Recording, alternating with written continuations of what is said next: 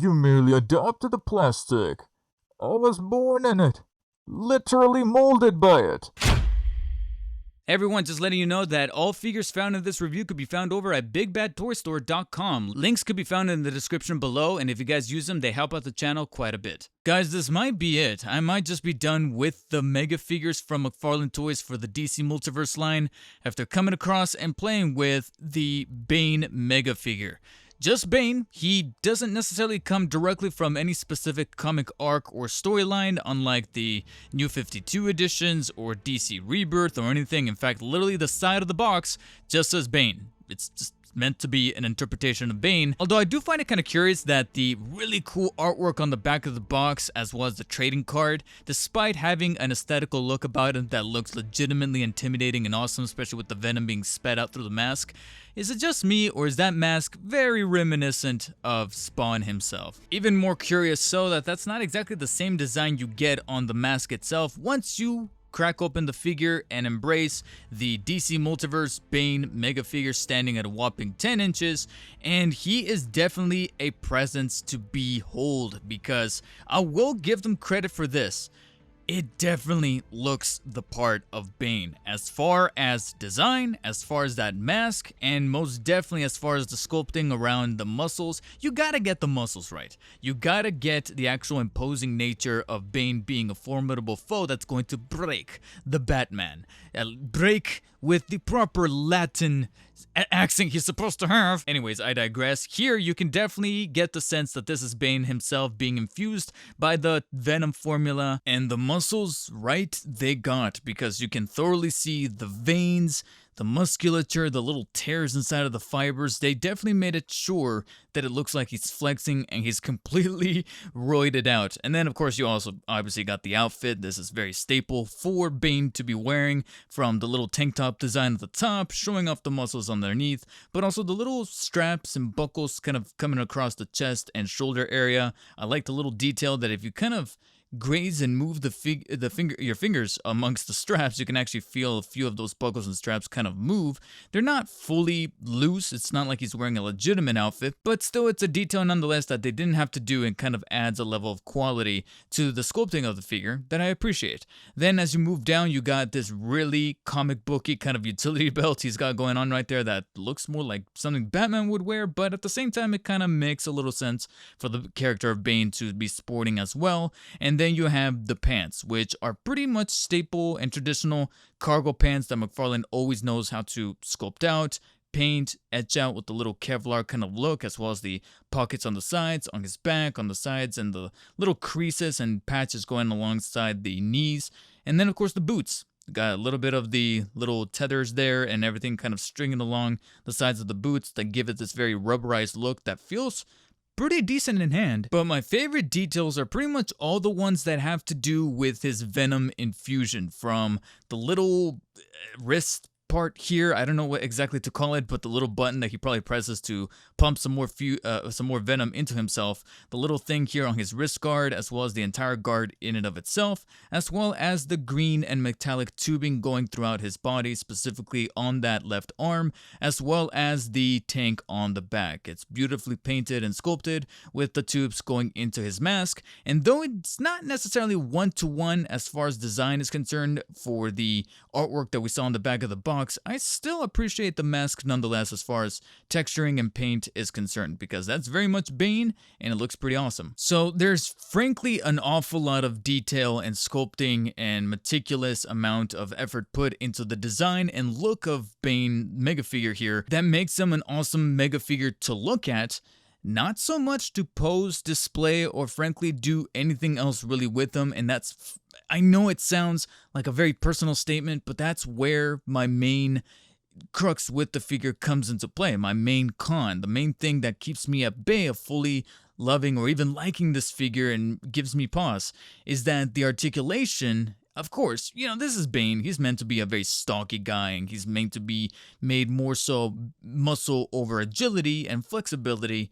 But I've seen other Mega figures be more complementary to its articulation before, and this guy is just borderline a statue. Obviously, because of the tubing connected to the back of his head, the head can only move left and to the right ever so thusly, and can slightly pivot towards the top. In fact, it barely even moves upwards to begin with, slightly edging towards the bottom, especially because of the peg being able to swivel it ever so slightly down.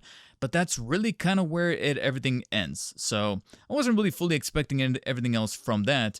But the rest of the body is where things get a little questionable. Yes, it's able to rotate the arms vertically 360 degrees as well as extend them towards the sides. Not much could really be found in the way of butterfly joints inside of there, so that is put into question.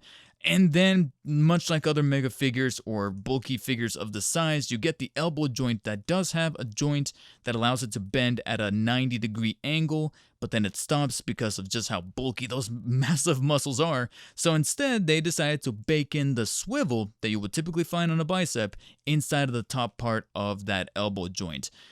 However, that swivel is pretty much nulled on the left arm because of the way that the forearm accessory there, the little design that I did like visually, is pretty much connected and strapped to the top part of the bicep because of that little strap detail that he's got going on right there. So rotating the forearm is pretty much not allowed at a full 360-degree scale, just ever so slightly left to right. The hands are able to rotate 360 as well as being able to pivot upwards and downwards very, very nicely. But the same cannot be said for that torso because he's meant to be a huge guy. There's absolutely no form of crunching or extension or wiggle room from side to side of any kind, except maybe, just maybe a little bit there in the waist as you're able to rotate it 360 degrees and maybe slightly kind of inch it towards the sides. But it kind of reminds me of like a doll, the way that it kind of just flexes there, not so much an action figure. Then we get the legs that are able to fold all the way upwards and backwards very fluidly and very nicely,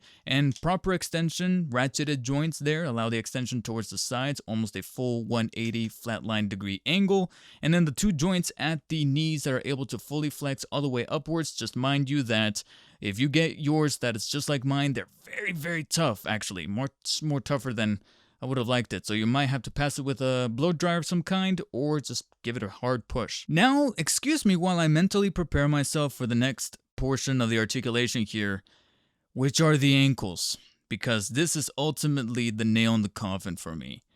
I don't know whose decision this was, Todd, some executive, some designer, but they went with these ankle joints that I hate. I really do hate. You know why? Because these are pretty much the ankle joints that Marvel Legends figures have. Just look at this. This is pretty much a vertical cut that allows the ankle to move downwards and upwards amongst the foot, but when it comes to rotation, it's pretty much stagnated unless you move it at a diagonal cut. You'll notice right there, the only way to rotate the foot is to kind of do it at an angle. And the only other figures, or at least line of figures that I can see have these, are the Marvel Legends. Why are we doing this in the DC Multiverse McFarlanes? I've never seen a McFarlane figure, not even any of the mega figures like Man-Bat or Titan Joker or Killer Croc even have this. So I don't know whose idea was it to implement this, but these ankles have been the the bane of my existence while reviewing some Marvel Legends, and now Bane himself has them here, making him ultimately very, very difficult to pose, even with the black base that he comes with.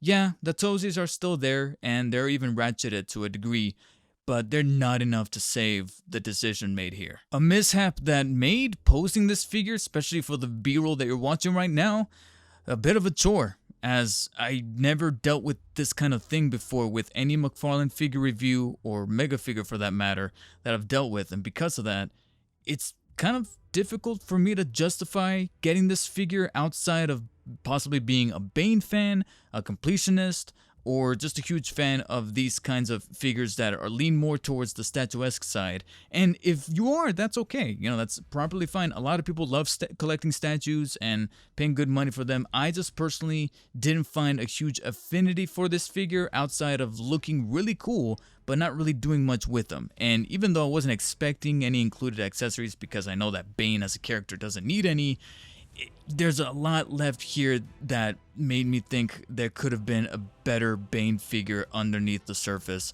and ultimately I'm left with something that, much like steroids, leaves me, you know, just kind of empty inside. And because of that, I'll give the Bane mega figure here a 6 out of 10. He's just okay, he's not a complete loss, but he's definitely made for those who their favorite character or their favorite villain out of Batman's Rogue Gallery is in fact Bane, or they want to go for a complete collection of the DC Multiverse mega figures, or they just want a cool companion piece to go alongside some of their earlier Batman figures, or the most recent Azrael Batman, or the Nightfall Batman, etc. However, if you're still in the market to picking him up, then I highly recommend that you guys check out the links in the description below to head on over to Big Bad Toy Store and get yours today, and they also help out the channel in the process.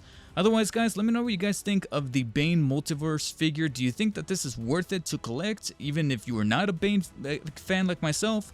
Or is this a pass to wait to see if maybe there's a refinement later down the line from McFarlane Toys? Let me know in the comments. Otherwise, hit the thumbs up video if you guys like this video. If you didn't, hit the thumbs down. And as always, stay humble, and I'll see you guys on the next one. Take care.